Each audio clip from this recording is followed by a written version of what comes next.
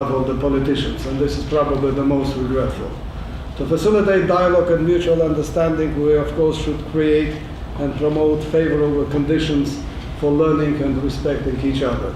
Younger generation in particular should be our major target, and it should be provided with educational programs that would foster understanding and respect to the to the stranger. Here one might ask a question. The topic, the title of the event is Welcoming the Stranger. What do we mean? Stranger, the other. Well, depending on how you look at it, you could have different answers to this issue. Well, I would share with you how I see it. Well, we could have a historical aspect going to the religious books and the way the stranger was described there. Speaking about the modern period and looking at societies, we have the societies where, let's say, strangers and non-strangers were living together for centuries without any problems. These are the multicultural society, multi-confessional societies. On the other hand, we have societies where the issue of the division between the certain segments of population have never been breached, and they are still having this burden on them. However, these days we have probably the third category of societies, and these are the societies where there has never been any problems with who is your neighbor living to your left or to your right. However, today, paradoxically, due to globalization, to internet and to other issues that could make a strong impact, you suddenly start to ask yourself, who is this guy living to my left, or who is this person living to my right? I feel that there is something wrong with them, they're different, and this is how the societies which were, let's say, normal for centuries, start to be divided. And this is the biggest problem. The media also plays a significant role in shaping how people perceive and understand other cultures, traditions, both in the positive sense and also in the negative sense. So that's why, looking from the practical point of view at Geneva, at what we are doing and what we are not doing here in Geneva for whatever reasons, we would propose to such entities, important entities in the UN system, like the UN Institute for Training and Research, to start thinking about certain events for youth, for media representatives. And when I say youth, we could divide it into several clusters. My humble opinion proposal would be to start with young diplomats, because these are exactly those people who are sitting and will continue to sit around the table to draft the text, to draft the resolution. So we have to be, we want to make sure that they know exactly what the things are based on, so that we could come to the decisions, to resolutions, which would reflect the realities.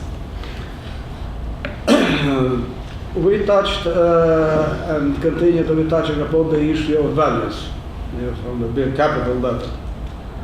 However, here we should not take the absolute or the absolutism position on regards to the notion of values. The ancient civilizations around the world have already developed their own system of values, each of which has its own concept, backgrounds and foundations. The world has gone a long way of its development, with all of these diverse societal and cultural values interacting with each other for centuries.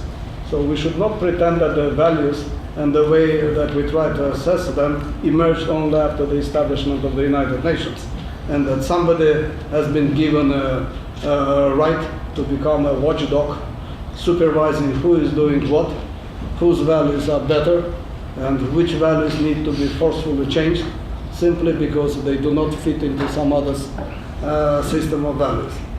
Here we come to the issue of religions, because they are actually the main trendsetter and value setters. It has been like this for centuries. All major religions share values of humanity, protection, hospitality, and respect to those of other faiths and strangers. The Holy Quran calls for the protection of the asylum seekers, just like the Torah and the Gospel call for the welcome and care for the strangers. So to become a truly multicultural society, community should avoid being exclusive. Exclusion prevents societies from benefiting from intellectual heritage that people from other faiths or cultures can bring. I myself come from a small country with a 10 million population that for centuries lies at the crossroads of different cultures and religions on their way from east to west, from Europe to Asia. From the very beginning, the cultural and religious diversity has been our richness, and it continues to be so. As a multi-ethnic, multilingual, and multi-confessional state, we are proud of the centuries-old history of representatives of other religions and nations, cultures that have been spreading their culture and traditions inside Azerbaijan. Multiculturalism, the way we understand it in Azerbaijan, is based on the principle of unity in diversity, and this is a long-standing tradition in my country. Despite the fact that the overwhelming majority of the population, and this is about 93% of the country, are Muslims, representatives of other religions enjoy freedom here, and they have been our good neighbors, our friends for centuries. In Azerbaijan, you can witness Jewish synagogues, Orthodox churches, Catholic churches, Protestant churches, as well as other religious centers functioning close to in harmony and peaceful coexistence. In the capital of Azerbaijan, the city of Baku, in Baku alone we have 3 Jewish synagogues, and by the way, the biggest synagogue in the whole Caucasus is in Azerbaijan. We have 3 Orthodox churches. We have a Catholic church, we have a Protestant church, and the oldest mosque in the whole Caucasus is also located in Azerbaijan. By the way, a few words about the Catholic Church. That's a good example. The Catholic Church existed in Baku before 1920, but when the Soviet power was established, it was demolished, like many other religious houses. So in 2002, when the late Pope John Paul II was on a visit in Baku, our president, Heydar Aliyev, proposed to restore this Catholic Church. And since 2007, we have the biggest Catholic church in the Caucasus, operating fully in Baku. In 2016, when Pope Francis was in Azerbaijan, he held a joint mass with representatives of Christian, Jewish, and Muslim confessions in that church. Azerbaijan has repeatedly expressed itself as a bridge between cultures and civilizations, declaring that promoting interreligious and intercultural dialogue is one of our highest priorities of the foreign policy. And that is why it's not strange that in 2008 Azerbaijan was the first country which invited the ministers of culture of the member states of the Council of Europe and the Organization of Islamic Conference for a joint event in Baku. And that event laid the foundation of the so-called Baku process, the 10th anniversary of which was celebrated last year. The Baku process is understood as the process that comprises an open and respectful exchange of views between individuals and groups with different ethnic, cultural, religious backgrounds. And we are proud that in his report on promotion of a culture of peace and interreligious dialogue, submitted to the UN General Assembly in 2017, the UN Secretary General Antonio Guterres specifically mentioned the importance of the Baku process in advocating for dialogue among cultures. So Azerbaijan is willing to contribute further to this process, including also here in Geneva, with so many important UN institutions and entities here, and one of which is, of course, UNITAR. And we'll see multiculturalism and dialogue as the best tools for building peace and prosperity amid the crisis and tensions in the world. Thank you, Mr. Chairman.